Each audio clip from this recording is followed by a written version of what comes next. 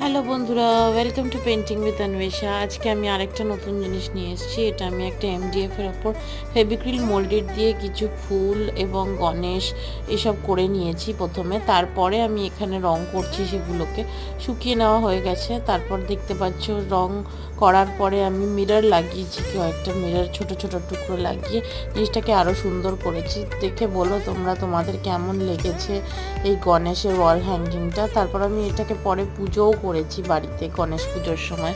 তোমরা দেখো কেমন লাগছে জানিও অবশ্যই।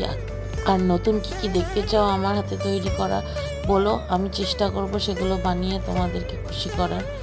এই পুজোটা করেছিলাম এইবারের গণেশ পুজোর সময় বাড়িতেই ছোট্ট করে চেষ্টা করেছি আমার নিজের তৈরি এই ওয়াল হ্যাঙ্গিংটা দিয়েই পুজোটা করতে। খুব শীঘ্রই দেখা হবে আরেকটা ভিডিও নিয়ে। Thank you, by.